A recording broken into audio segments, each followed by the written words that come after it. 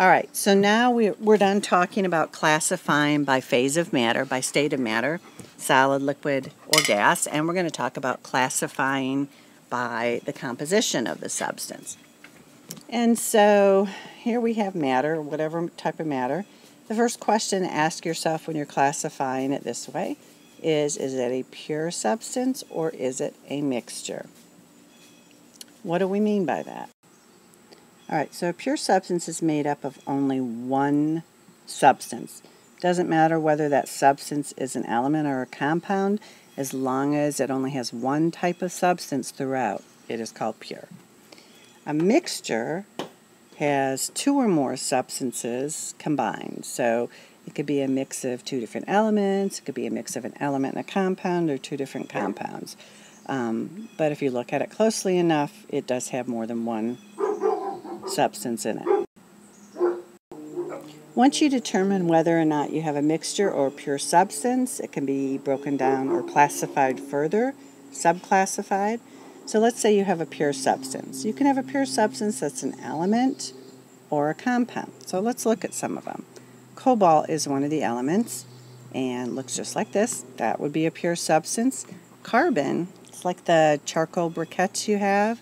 That also is a pure substance, which is an element. Sodium chloride, table salt, is a compound. It has two different elements chemically bonded, but table salt is pure. Okay, every particle you would analyze would be NaCl. Same thing with pure hydrochloric acid. Okay, as long as you didn't mix it with something else, that would be a pure substance. All right, if you had determined that you have a mixture rather than a pure substance, there are also two different types of mixtures. There's a heterogeneous mixture and a homogeneous mixture. I like to say that heterogeneous mixtures have lumps, bumps, or layers. That's kind of how I always remembered it. Okay, so you can tell by looking at a mixture whether or not it's heterogeneous. It just doesn't look homogeneous. So heterogeneous is one in which the composition of the mixture changes from the top to the bottom or the left to the right. Homogeneous mixture looks the same, and if you were to analyze it from top to bottom, left to right, the composition would be the same. So let's look at some examples of each of them. Let's say we dissolved salt in water so that we got salt water. That would be a homogeneous mixture. You may have learned at some point a homogeneous mixture is also called a solution. They're one and the same. You take this chunk of rock, like most rocks, is heterogeneous. You can actually see the different substances in it. Water and oil is another example of a heterogeneous mixture because you have layers, as is mud. If you mix alcohol and water, any type of alcohol that you drink, beer, whatever, it's a mixture, has more than one thing in it, but it's a homogeneous mixture. So it looks uniform and the composition is the same throughout. Mixtures can be separated. There are different techniques for separating different types of mixtures, but because mixtures are physically combined, not chemically bonded, you can separate them by physical means. So I'm going to give you the most common types of separation mixtures. One way that you'll be using, and if you're taking the 1211 lab, is decanting, and that's when you have a bunch of solid mixed in with a liquid, and the solid is settled to the bottom in clumps or something, and you can very carefully pour off the liquid. It's kind of an easy, crude way to separate a liquid from a solid. Distillation. If you have two liquids, you can't really pour one off from the other. I guess you could if they're heterogeneous, like oil and water. But let's say you have alcohol and water and you want to separate them. What the heck do you do? Well, you can use a method called distillation.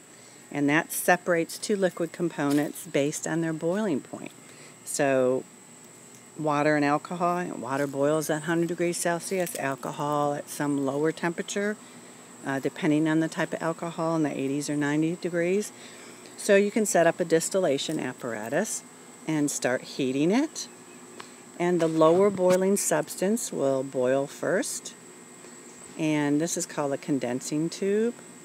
It's got cool water going in and out of it, and in the outer jacket. And so the gas gets into the cooling tube, recondenses to a liquid, and then you collect it pure in this flask to the right. And then the higher, once the lower boiling substance is boiled off and been collected, you can switch the container here and collect the higher boiling stuff. Almost done. Okay, and finally filtration. You'll be doing a lot of that in lab also. Decanting is kind of a crude way from separating a solid and a liquid. You can also filter. It's a little bit more precise way of separating a solid from a liquid. And basically you use a funnel with filter paper lining the funnel, and then you pour your mixture of solid and liquid. The solid gets caught in the funnel and filter paper, and the liquid, which is called the filtrate, goes through. So sometimes you're trying to catch the solid and sometimes you're trying to catch the liquid. And finally, chromatography, most commonly used to separate colors. So I know that crime labs sometimes, in order to identify the type of pen somebody used, will use chromatography. It separates an ink pen, for example, into the various colors that make up that ink. And every mixture of ink is a little bit unique. And so what happens, though, in chromatography is you have what we call a stationary phase, and so that would be, in this case, the paper, something that's solid and doesn't move. And then you have a mobile phase, a phase that moves, like the liquid here. So the mobile phase would be the solvent. Okay, so the solvent starts wicking up the paper, and the components of the ink, depending on whether they have more affinity for the paper or the liquid, will move faster or slower than each other. So this little blue spot at the top had more affinity for the solvent, so it moved up quickly with the solvent. And the component at the bottom had more affinity for the solid paper, so it just kind of stuck to the paper and didn't want to move. That's it for this lecture.